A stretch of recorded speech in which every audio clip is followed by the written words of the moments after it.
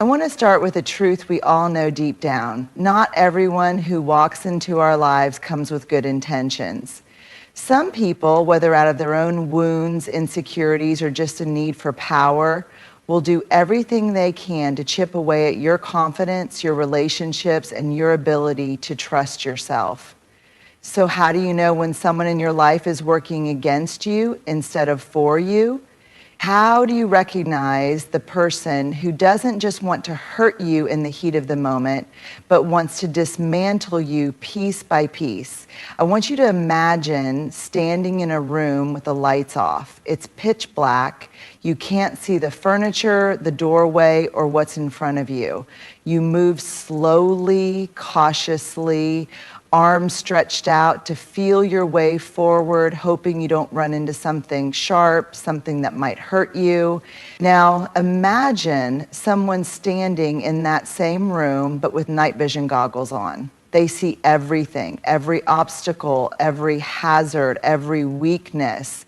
And if their intention isn't to guide you safely, but to watch you struggle, to make sure you trip, to use your blindness against you, then they have the advantage. This is what it feels like when you're unaware of the people in your life who don't have your best interests at heart. Awareness is the difference between being at their mercy and taking back your power. When you become aware, you start noticing patterns. You recognize when someone's words don't match their actions. You feel the tension in conversations where they try to plant doubt in your mind. You catch the subtle ways they try to control you, not through force, but through suggestion, through guilt, through manipulation disguised as care. And here's the most powerful thing about awareness. Once you see something clearly, you can't unsee it. Think about the times in your life when you ignored that gut feeling. Maybe you told yourself, they didn't mean it like that. I'm just overthinking. I should give them another chance. And then months, maybe even years later, you look back and realize the signs were there all along. That gut feeling was right. That quiet voice inside you was trying to warn you. The problem isn't that we can't see red flags. It's that we're often taught to second guess them. We are taught to be understanding, to be patient, to assume the best in people. And while those are beautiful qualities, they can also make us vulnerable to people who don't deserve that level of grace. Awareness is learning to trust yourself again. It's paying attention to how people make you feel, not just in the good moments, but in the quiet ones, in the moments where you leave a conversation feeling uneasy, questioning yourself, shrinking just a little bit more than before. The moment you become aware is the moment they lose their grip on you, because people who want to control, manipulate, and destroy you thrive in the shadows. They thrive in your self-doubt. But the second you turn the lights on, the second you say, I see what's happening here, everything changes, because now you have a choice. You can step away, you can set boundaries, you can stop giving them access to your mind, your emotions, your energy, and that right there is where your power begins.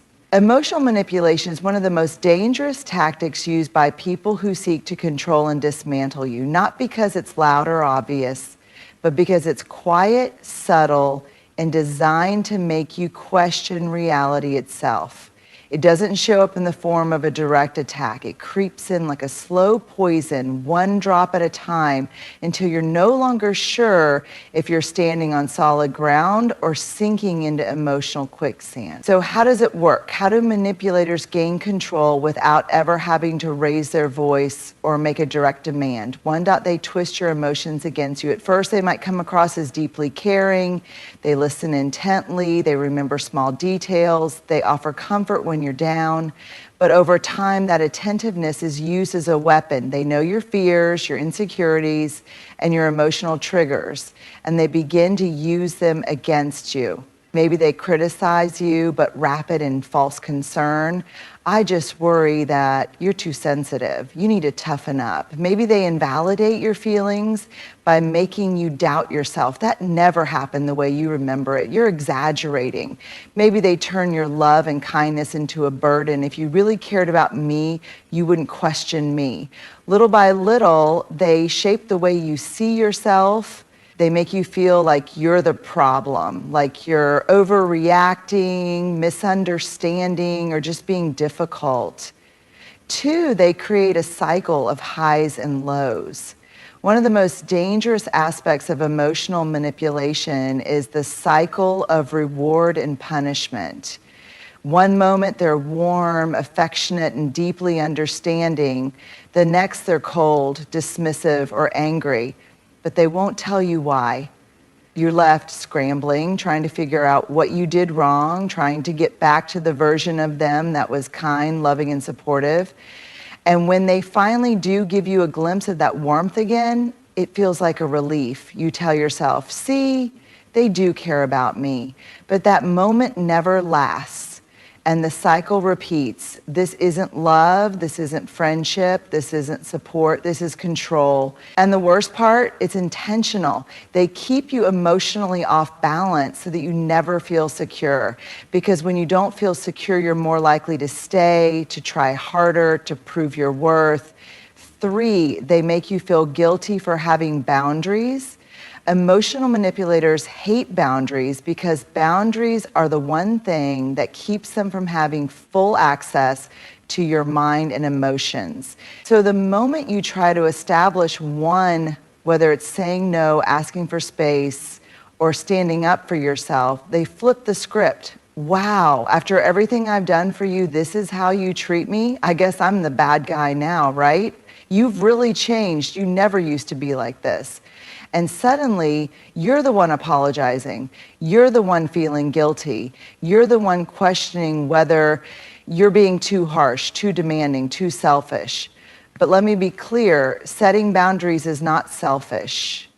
Protecting your peace is not selfish. Saying no to manipulation is not selfish. The person who truly cares about you won't try to make you feel bad for doing what's best for you for themselves. They make themselves the victim. No matter what happens, no matter how much harm they cause, an emotional manipulator will always find a way to make themselves the victim. You call them out for hurting you, suddenly they're the one who's hurt because of how you confronted them. You distance yourself because their presence drains you. Now they're telling everyone how cold and heartless you've become. You stand up for yourself after months or years of being treated unfairly. Now they're saying, I don't know what happened to you. You used to be so kind. They rewrite the story so that they are the one who has been wronged and you are the one who should feel bad for speaking up. This is not accountability. This is manipulation. 5, the silent treatment and emotional withholding. There's another tactic emotional manipulators use when they can't control you through guilt or distortion. They control you through silence. They withhold affection, they ignore your messages, they act like you don't exist until you're desperate to make things right. And then when they finally do acknowledge you again, you feel relieved. But that's the trick. They want you to associate emotional security with their approval. They want you to crave their validation. And once they know you'll do anything to avoid their silence, they own you. How do you break free? Awareness is step 1. Once you recognize manipulation, it starts to lose its power. The next step, stop playing the game. Stop explaining yourself to someone who is committed to misunderstanding you. Stop seeking approval from someone who thrives on making you doubt yourself. Stop trying to fix a dynamic that was designed to keep you small. The truth is, you don't owe anyone unlimited access to your emotions. You don't owe anyone endless chances. And you don't have to carry the weight of someone else's emotional dysfunction. People who love you won't use your emotions as weapons. People who respect you won't make you question your own reality. And people who truly value you will never, ever need to manipulate you to keep you close. You deserve better. And the moment you decide to walk away, to stop explaining, to stop justifying, to stop playing their game, you win. Self-worth is like the foundation of a house. When it's strong, everything built on top of it, your confidence, your relationships, your decisions, stands tall. But when someone deliberately chips away at it, little by little, that foundation weakens. And before you even realize what's happening, your sense of self is no longer solid ground, it's rubble. And that's exactly how people who seek to destroy you operate. They don't launch full-scale attacks on your confidence overnight. They don't tell you in one day that you're worthless, incapable, or undeserving. No, they do it in pieces. They wear you down bit by bit until one day you're standing in front of the mirror and they didn't mean it that way. I'm overthinking. But then it keeps happening. Over time, these tiny moments accumulate. They settle into your subconscious, and one day you start second-guessing yourself in ways you never used to. You hesitate before speaking up. You doubt whether your ideas are good enough. You stop wearing the things that make you feel good. You stop pursuing the dreams you once believed in, not because you suddenly lost all your talents, intelligence, or beauty, but because someone carefully, strategically, and persistently made you question them. 2, they redefine your identity. For you, at the core of self-worth is self-perception, how you see yourself. And manipulators know that if they can control that, they can control everything. So they start shifting the narrative about who you are. You're not ambitious. You're unrealistic. You're not strong-willed. You're difficult, you're not passionate, you're too emotional, you're not independent, you're selfish. And the more they repeat it, the more you absorb it, because let's be honest, when someone you care about keeps defining you in a certain way, a part of you starts to believe them. You start to reshape yourself around their perception, even if it's completely false. And that's exactly what they want, because the more they can distort your self-picture, the more control they have over your choices, your confidence, and your willingness to challenge them. 3, they condition you to seek their approval. One of the most dangerous tactics in the erosion of self-worth is conditioning. They create a system where your value is no longer something you define, it's something they get to decide. When they approve of you, they reward you with kindness, attention, and affection. When they disapprove, they withdraw, criticize, or belittle. And without realizing it, you start shaping your behavior around their approval.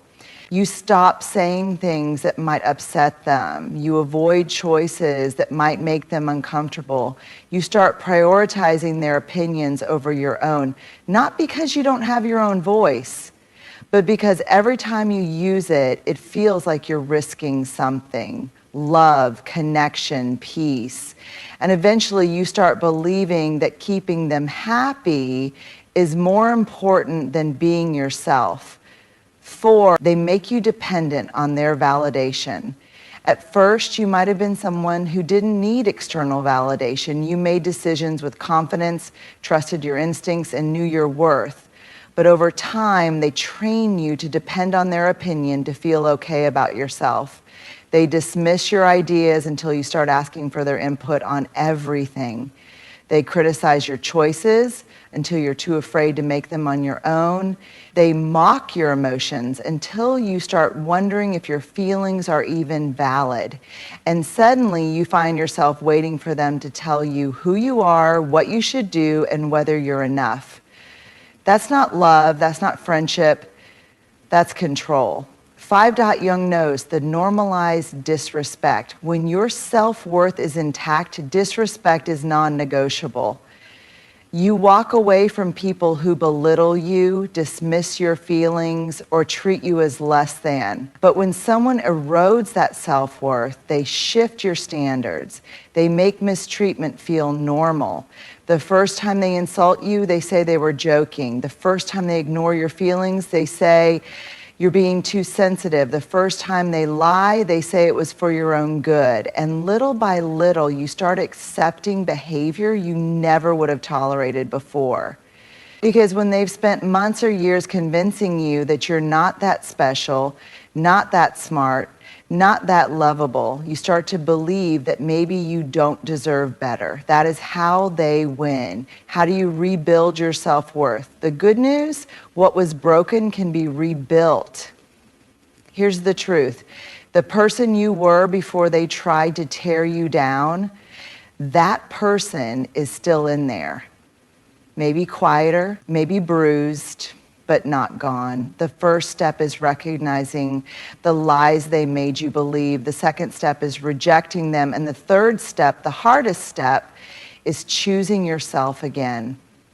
You stop waiting for their approval. You stop explaining yourself to people committed to misunderstanding you. You remind yourself of who you were before they tried to shrink you, and you take up space again. You are not too much. You are not too sensitive. You are not unworthy. You are enough exactly as you are. And the moment you decide to believe that again, the moment you decide to reclaim yourself, they lose. Imagine you're in a room filled with people who love and support you. They remind you who you are. They validate your feelings. They hold you accountable when necessary. But they never try to break you. They lift you up when you're struggling and when you're doubting yourself. They remind you of your strength. Now, imagine someone slowly leading you away from that room. At first, it's subtle. They convince you to spend less time with certain people, to avoid certain conversations, to rethink your relationships. Maybe they make you feel guilty for wanting to be around others, or they plant seeds of doubt about the people you trust most. And before you know it, you turn around and realize you're standing in an empty room, completely alone. This is how isolation works. This is how they trap you. Because here's the truth. Someone who wants to control you cannot afford for you to have a strong support system. They cannot risk you having people in your life who remind you of your worth, who see through their manipulation, who might encourage you to leave. So they take your relationships, your friendships, your family ties, your community, and they break them down piece by piece. And they do it so slowly, so carefully that by the time you notice, the damage is already done. One, they sow doubt about your closest relationships. The first step in isolating you isn't physically pulling you away from people, it's making you question them. Have you ever noticed how jealous your best friend is of you? Your family never really supports you. I don't think they actually want what's best for you. I just get a weird vibe from them. I don't think they like me. And that's a red flag. At first, they disguise it as concern. They pretend they're just looking out for you, that they're only pointing things out because they care. And you might even start to wonder, are they right? Have I been blind to these things? But the truth is, this isn't about protecting you. This is about planting doubt. Because the more you question the people in your life, the easier it is for them to create distance between you. Two, they make themselves your only safe space. Once they've made you suspicious of the people who actually care about you, they position themselves as the only person who truly understands you. I'm the only one who really knows you. No one else sees how amazing you are like I do. I just want to protect you from people who don't appreciate you. And at first it feels good. Who doesn't want to be with someone who makes them feel special, valued, irreplaceable? But what's actually happening is that they are cutting you off from everyone else. They're ensuring that your emotional security is dependent on them and them alone. And once they know they're the only voice in your life, they can start reshaping your reality. 3, they create conflict between you and others. If convincing you to doubt your relationships isn't enough, they'll start creating actual fights and misunderstandings. Maybe they tell you that someone talked badly about you behind your back. Maybe they twist your words when talking to someone else, creating drama that never needed to exist. Maybe they directly interfere, sending messages, stirring up tension, making sure that you feel like you're constantly at odds with the people you once trusted. And eventually you get tired of the drama, tired of the tension, tired of the confusion. So to make things easier, you withdraw. You pull back from friendships, from family, from social spaces. You convince yourself that life is simpler this way. But what you don't realize is that this was their goal all along. 4, they make you dependent on them for emotional support. Once they've successfully cut you off from the people who genuinely care about you, they become your only source of emotional validation. Now, when you're struggling, you have no one else to turn to but them. Now, when you're feeling insecure, they are the only person who can reassure you. Now, when you're questioning yourself, they are the only one giving you answers. And here's the dangerous part, because they are now your only emotional lifeline. You start doing everything in your power to keep them happy. You start bending over backward to avoid upsetting them, because losing them would mean losing the only connection you have left. And that's how they gain total control. 5, they make you afraid to reach out for help, even if you realize what's happening. Even if deep down you know you need to reconnect with the people who love you, they make you afraid to do so. They convince you that no one will understand, that it's too late to rebuild those relationships, that people will judge you for staying with them so long. And so you stay, not because you want to, not because you don't feel the loneliness creeping in, but because they have made the outside world feel like a place you no longer belong. How do you break free? The first step is recognizing what has happened. If you look around and realize that you've lost connection with the people who once mattered to you, ask yourself, did this distance happen naturally, or was it encouraged, manipulated, created by someone else? Then remind yourself that it is never too late to rebuild. The people who truly care about you, they never stop caring. They may be hurt, they may need time, but they are still there. And reaching out, sending that first message, making that first call, showing up again will always be worth it. And most importantly, you deserve relationships that don't require isolation. Real love does not ask you to shrink your circle. Real love does not demand that you cut off people who have been good to you. Real love does not make you feel alone. The moment you recognize that someone is using isolation as a weapon against you, you have already started to win. Because now you can take your power back, you can reclaim your space, your relationships, your support system.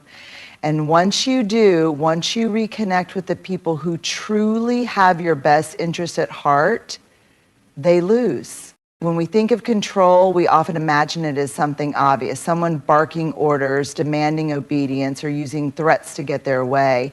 But the most dangerous kind of control doesn't look like control at all. It looks like love. It looks like concern. It looks like someone who just wants what's best for you.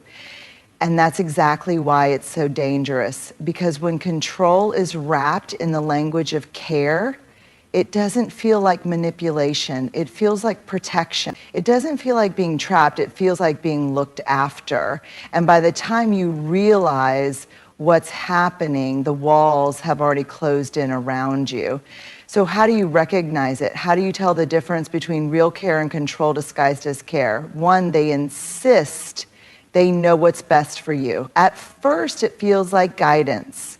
They give you advice. They help you make decisions. They share their perspective on your choices. And that's normal, right? That's what people do when they care about you. But then you start to notice a pattern. Their advice isn't just advice, it's an expectation. Their opinion isn't just an opinion, it's the only right answer. And when you make a different choice than the one they suggested, they don't just disagree, they make you feel like you've made a mistake. I just don't want to see you get hurt. I know you better than anyone, and I know this isn't right for you. If you would just listen to me, everything would be easier. What starts as guidance slowly turns into control, and before you know it, you're not making decisions for yourself anymore. You're just following their instructions, believing that they must know better than you do. 2, they make you feel guilty for your independence. Maybe they admired your strength, your ambition, your ability to take care of yourself. But as time goes on, they start to make you feel bad for doing things on your own. Why do you always have to be so independent? I just wish you needed me more. You don't have to do everything by yourself, you know? And suddenly what was once a strength is now framed as a problem. Suddenly, making decisions without their input feels wrong. Suddenly, being independent job is right for you. I'd rather you do something safer. I don't think those friends are good for you. You should spend more time with me instead. I don't think you should wear that. It doesn't suit you. And before you realize it, your choices are no longer yours. They've been replaced by what they want, what they think is best, what makes them comfortable. And the worst part, you didn't even notice it happening because they never demanded it outright. They made it seem like care, like guidance, like love, for they keep you dependent on their approval. One of the most powerful ways to control someone is to make them crave your approval. At first, they shower you with praise when you do something they like. They tell you how proud they are, how much they love you, how much they appreciate you. And that feels good. It feels like validation, like security, like love. But then when you make a choice they don't like, the warmth disappears. They withdraw, they sulk, maybe they get passive aggressive, maybe they go silent. And suddenly, you're left wondering, what did I do wrong? And so without even realizing it, you start making choices not based on what's right for you, but based on what will make them happy. You stop following your own instincts and start chasing their approval. That's not love, that's control. 5, they frame control as protection. This is the most dangerous trick of all. When they tell you what to do, limit your choices, or discourage your independence, they don't do it with anger. They don't frame it as control. They frame it as protection. I just don't want to see you struggle. I worry about you too much. I need to know you're safe. I just love you so much. I can't bear to see you make the wrong decision. And so instead of resisting, instead of seeing it for what it is, you start to believe it. You start to see their control as love, their limitations as care, their restrictions as protection. And you begin to shrink. You begin to silence your own voice. You begin to lose yourself in the name of keeping them happy. How do you break free? The first step is recognizing the difference between real care and control disguised as care. Real care empowers you. Control disguised as care limits you. Real care respects your choices. Control disguised as care replaces them with its own. Real care gives you space to grow. Control disguised as care keeps you small. So ask yourself, do I feel like my choices are my own, or do I feel like I'm constantly seeking their approval? Do I feel supported in my independence, or do I feel guilty for wanting it? Do I feel free to be myself, or do I feel like I have to fit into what makes them comfortable?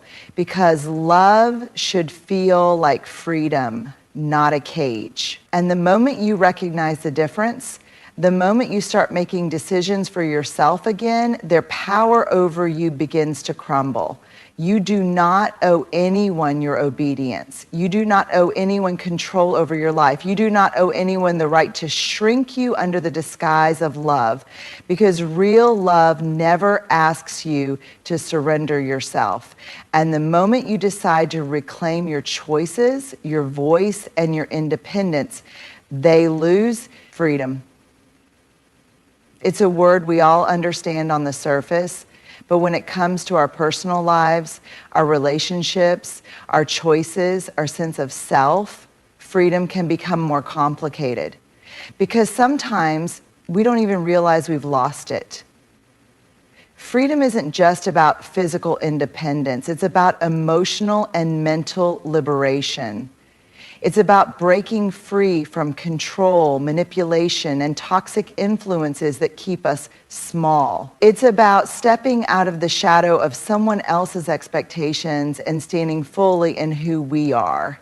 But here's the truth. The path to freedom isn't always easy. It's not a single dramatic moment where you suddenly break free and never look back. It's a journey, a process, a fight to unlearn what you've been conditioned to accept and rebuild the strength you didn't realize you had lost. And that journey begins with a single decision. I deserve better. Step 1. Recognizing that you are not free, the first step to reclaiming your freedom is admitting that you've lost it. And this is harder than it sounds, because when someone has spent months, maybe even years, convincing you that their control is love, that their limitations are protection, that their manipulation is care, it doesn't feel like a cage, it feels like safety. So how do you know when you've lost your freedom? When your choices no longer feel like your own. When you hesitate before speaking, afraid of how they'll react. When you feel guilty for wanting something that they don't approve of. When you've lost relationships, dreams, and parts of yourself to keep them happy. When you feel exhausted, not just physically, but emotionally and mentally, because you are constantly trying to meet their expectations. Recognizing these signs is painful. It forces you to face the reality that someone you trusted, someone you loved, has taken more from you than you realized. But here's what you need to understand. This is not your fault. You did not allow this to happen because you were weak. You did not stay because you were foolish. You stayed because you believed in love, in care, in the good in people. But now it's time to believe in yourself. Step 2, reclaiming your voice. Once you recognize that you've been controlled, the next step is learning how to speak again. Because one of the first things that control and manipulation take from you is your voice. They make you question yourself. They make you afraid to express your thoughts, your needs, your desires. They make you doubt your own reality. So now you have to take your voice back. And it starts with small steps. Speaking up even when it feels scary. Saying no without justifying it. Expressing your needs without apology.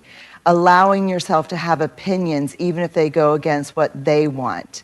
At first, it will feel uncomfortable. You'll feel resistance, both from them and from within yourself. But the more you use your voice, the stronger it becomes. And the stronger it becomes, the harder it is for them to silence you. Step 3, rebuilding your support system. When someone wants to control you, the first thing they do is isolate you. They take your relationships, your friends, your family, your community, and break them down piece by piece, because they know that if you have people around you who truly care about you, people who remind you of your worth, their control will start to slip. So now you have to reconnect, and this part can feel overwhelming. Maybe you're afraid that too much time has passed. Maybe you're ashamed of how long you stayed in the situation. Maybe you worry that people won't understand. But here's the truth. The people who love you have never stopped loving you. Yes, there may be some hurt feelings. Yes, there may be some relationships that need to be repaired.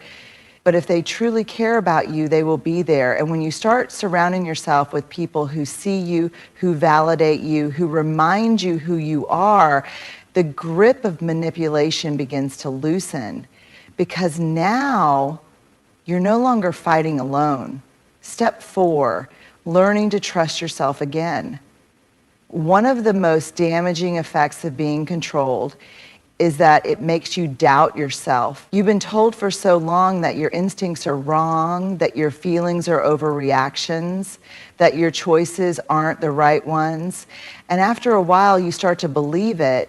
So even when you finally break free, you may find yourself struggling to trust your own judgment.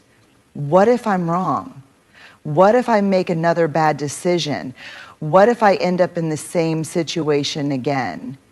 These fears are valid, but they are also lies. Lies that were planted in your mind by someone who wanted to keep you doubting yourself. The truth is, you are capable, you are strong, you are wiser now than you were before, and the only way to rebuild that trust in yourself is to start making choices again, without fear, without guilt, without apology. At first, it will feel uncertain, but every time you make a choice and see that you were right, every time you listen to your intuition and realize it was guiding you in the right direction, your confidence will grow, and soon you will trust yourself more than you ever trusted them. Step 5, creating a life that belongs to you. Freedom isn't just about breaking away from control, it's about deciding what comes next. Because now you are not just leaving something behind, you are stepping into something new. A life that you couldn't live without them. But the moment you take your power back, the moment you say, no more, I deserve better, I choose myself, they lose. Because they can no longer reach you, they can no longer control you, they can no longer manipulate you into believing that their love was real love. And when you finally step into your own power, when you choose freedom over fear, when you reclaim everything they tried to take from you, you win. And this time, the life you build is yours and yours alone. Freedom is not something someone gives you, it's something you reclaim for yourself. It is a decision, a journey, and a promise to yourself that you will no longer live in someone else's shadow. That you will no longer shrink to make someone else comfortable. That you will no longer mistake control for care. The truth is, breaking free is not just about walking away from manipulation and control. It's about rediscovering yourself. It's about unlearning the doubts and fears that were planted in your mind. It's about realizing that your voice matters, that your choices are valid, and that you are worthy of a life that is truly your own. Yes, the path to freedom is difficult. It requires courage to face the truth, strength to stand up for yourself, and resilience to rebuild what was lost. But the moment you decide that you deserve better, the moment you stop seeking permission to be yourself, the moment you choose to live on your own terms, that is the moment you win. Because real love does not silence you. Real love does not trap you. Real love does not demand that you shrink yourself to fit into someone else's version of who you should be. Real love, whether from others or from within, sets you free. So today, right now, choose yourself. Choose your voice, choose your future, and step boldly into the life that has always been waiting for you. The life where you are no longer controlled, no longer manipulated, no longer afraid. And a life where you are finally, completely, and unapologetically free.